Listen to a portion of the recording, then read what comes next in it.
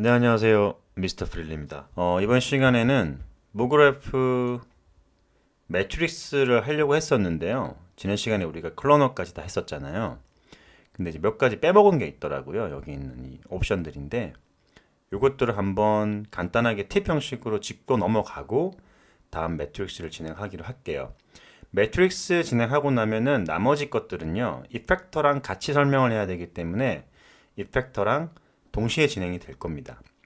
그렇기 때문에 이펙터들을 클로너와 매트릭스 부분에서 다 설명을 드리고 그 다음 오브젝트로 넘어가려고 해요.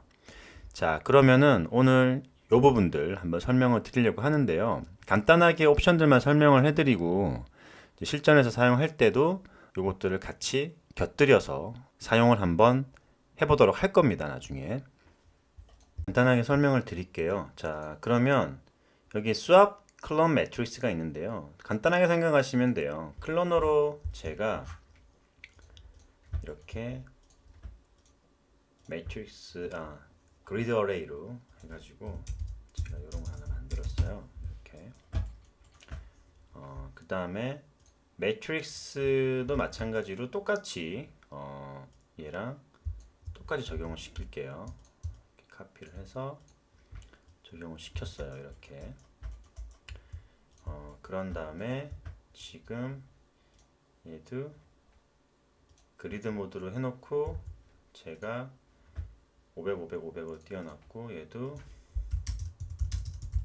500, 500으로 띄워놨어요. 이렇게 지금 매트릭스 같은 경우는 클론 오브젝트랑 좀 다르죠. 똑같은 옵션을 줬는데 그죠? 이런 부분들이 달라요. 제너레이터에 대한 부분과 클론즈에 대한 부분이 다른데 이건 어차피 매트릭스를 설명을 드리지 않았기 때문에 지금 이렇게 다르게 보이는 거에 대해서는 나중에 매트릭스 설명을 드리면서 한번 진행을 할 거예요. 일단은 여기 swap 클로너라는 게 있는데 이렇게 swap을 시켜버리면요 말 그대로 클로너와 매트릭스가 서로 바뀌게 되는 거예요. 동일한 조건상에서 바뀌게 되는 겁니다. 이런 식으로 바뀌었죠 서로.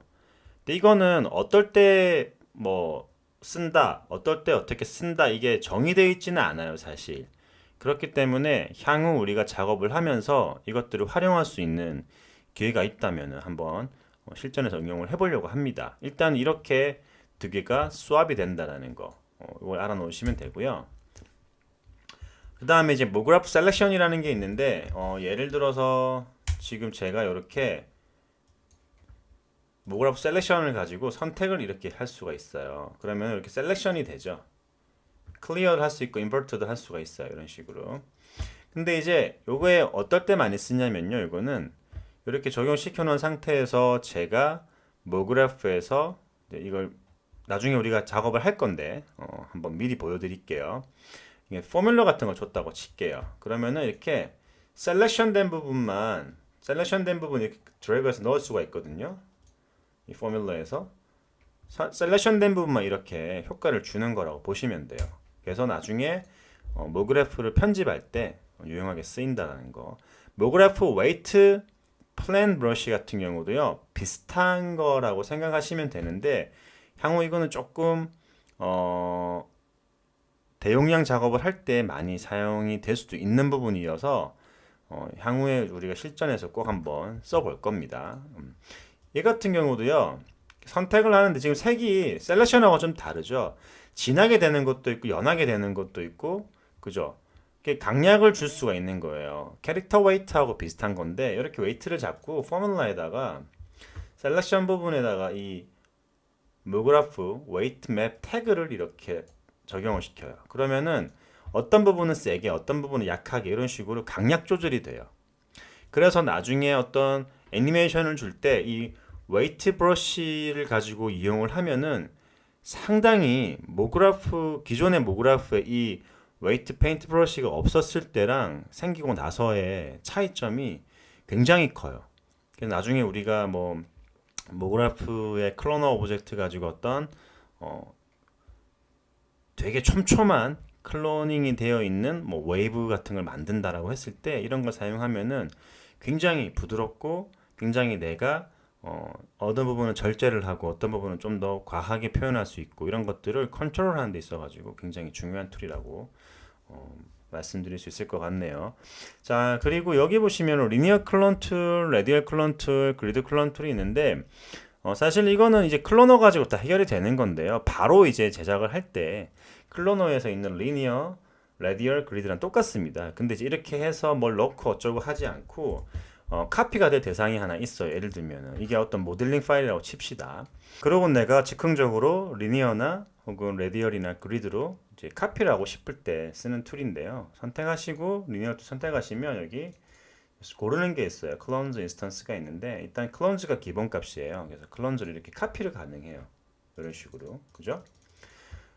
클론즈로 하시면은 큐브가 하나 카피가 되면서 클로닝을 하기 때문에 데이터가 이 클론만큼 늘어난 거예요. 자, 근데 여기 보시면 인스턴스라는 게 있는데요. 여기 있는 인스턴스 같은 경우는 잠깐 지울게요. 여기 있는 인스턴스 같은 경우는 여기에 있는 인스턴스랑도 동일한 결과값을 가지고 있고요. 동일한 의미입니다. 근데 여기서는 그냥 모델 툴에서 있는 인스턴스인 거고 여기서는 모그래프 툴에 있는 모인스턴스라는 거를 사용하게 될 거예요. 이거 나중에 모인스턴스를 설명드릴 때 인스턴스에 대한 부분들 좀 더 디테일하게 설명드릴 텐데 인스턴스 같은 경우는 뭐냐면 자 인스턴스 모드로 해놓고 제가 카피를 하면은 똑같아요. 결과값은 과정은 똑같은데 얘 같은 경우는 모인스턴스 가지고 이렇게 만들어졌고 오브젝트 레퍼런스가 이 큐브가 되어 있단 말이에요. 이게 이제 예를 들어서 A라고 합시다. A가 돼 있잖아요. 그죠? 이런 식으로 바뀌어 있단 말이에요. 다시 Ctrl Z. 무슨 말이냐면 얘는 직접적으로 얘를 카피해서 갖다 쓰는데 얘는 얘를 레퍼런스로 해서 데이터 값만 가지고 와서 카피했다라고 약간 가짜로 보여주는 거라 보시면 돼요. 그렇기 때문에 데이터 용량 처리에 있어서 어떻게 써요? 훨씬 더 가볍겠죠. 클로너 자체가 약간 페이크를 쓰는 거잖아요. 실제로 카피가 된 건 아니지만 카피 됐어요 라고 여기서 데이터 값을 주는 건데 하지만 얘는 실제 오브젝트를 들고 들어온단 말이에요. 근데 얘는 그것마저도 실제마저도 가짜로 그러니까는 가라고 합시다. 가 더미를 잡아가지고 이렇게 카피해서 가져오는 거기 때문에 훨씬 더 데이터 값이 적겠죠. 그래서 굉장히 대용량의 오브젝트를 만들어낼 때 이 인스턴스, 모인스턴스 이런 것들을 사용을 합니다. 그래서 미리 설명 한번 드린 거고요. 자, 그러면 똑같겠죠. 레디얼도 이런 식으로 카피가 되고 똑같은 값으로 설정을 할 수가 있어요. 또 마찬가지로 딜리트 하시고 클론 여기 그리드 클론 툴도 똑같습니다. 똑같은 방식으로 여러 개를 카피해서 쓸 수가 있다는 거. 그래서 굉장히 간단하게 내가 어떤 바로 지금 나 매트릭스 내가 클로닝 이걸로 클로닝을 할 건데 그리드가 필요해. 바로 만들면 되는 거예요. 우리가 보통은 이제 그래프 꺼내 가지고 여기다가 이렇게 준 다음에 클론으로 만들고 이거를 내가 이렇게 당겨서 정리를 하면 돼. 과정 자체가 좀 길잖아요. 이런 것들 단축하기 위해서 만들어낸 거라고 보시면 됩니다.